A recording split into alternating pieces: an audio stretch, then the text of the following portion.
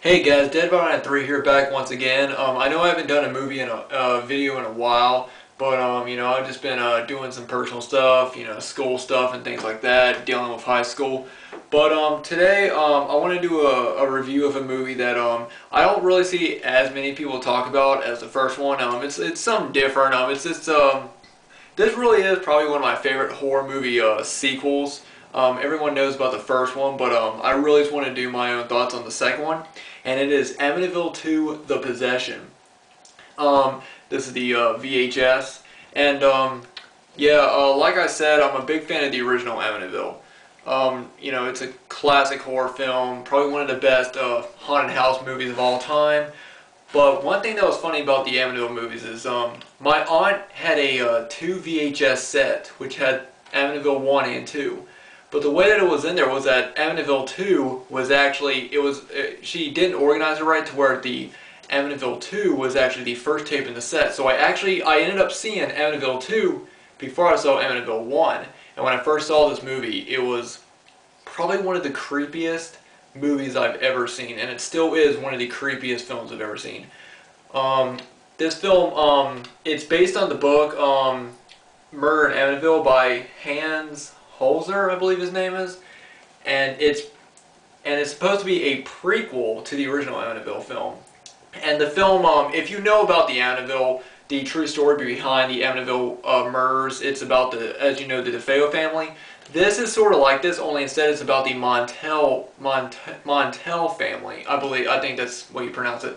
And basically, the Montel family, they move into the house, and it's the father Anthony, the mother, and their oldest son, Sonny, and another older daughter, and then the 2 little kids, which are right here, and they basically move into the house, and basically, it's supposedly the story of the oldest son murdering the family, like as he did in the true story behind the DeFeo murders. Only this one, a lot of things have changed. This one was really, really creepy when I first saw it.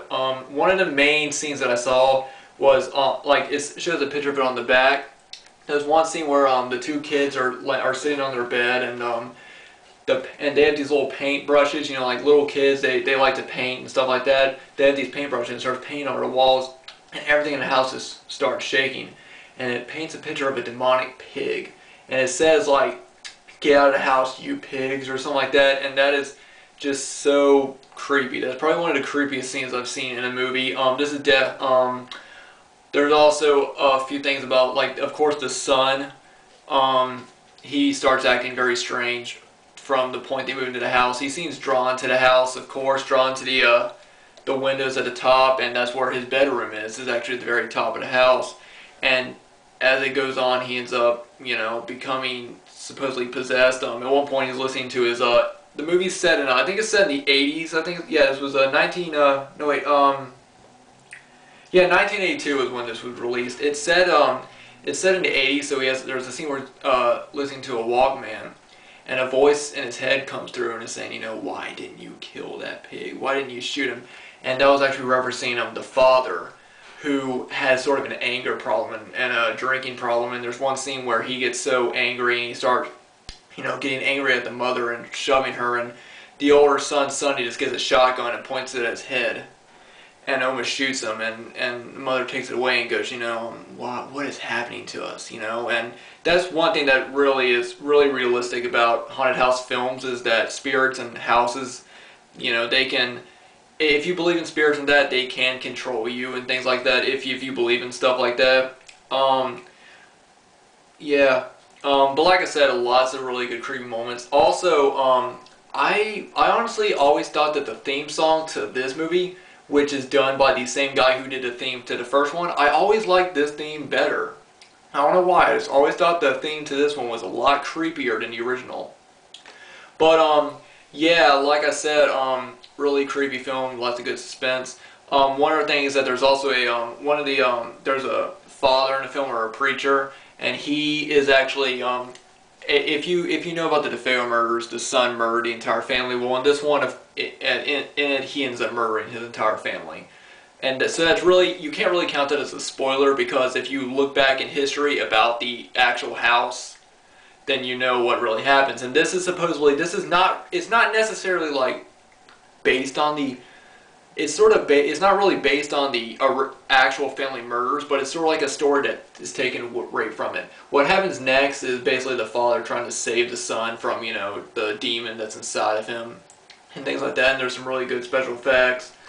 Like I said, very creepy film, really suspenseful. The music in it is really creepy. Especially when the opening scene, when you can actually see like the cameras going through the house. And there's like noises and stuff outside that's really creepy. Very good suspenseful film. I really enjoyed this one.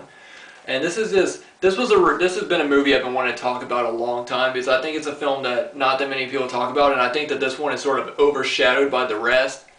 But I know that there's like 7 or 8 Amityville movies, but if there was ever one movie to check out, a sequel to check out, this would be the only one that I'd recommend. I'd say go check out 3D or Amityville 3, but it's really not the best. And then the rest of them are, you know, it's whatever. But this one is definitely the one to check out. If you're a fan of the first one, I'm pretty sure you'll like this one. I know a lot of people, they don't like, you know, this one as much as the first, but I saw this one first and I was a lot more creeped out by this one than I was the original. Nothing against the original. I love the original, but this one is definitely one of my top favorite horror sequels. And I would highly recommend checking this one out if you get a chance. But anyway, guys, that was my quick little review for Amityville 2: The Possession. If it's available on DVD, I highly recommend picking it up if you're a fan of the original. And yeah, so anyway, guys, thanks for watching my review. And thanks to everyone, all my new subscribers. I really appreciate that, guys. You guys are great. And I'll see you guys later.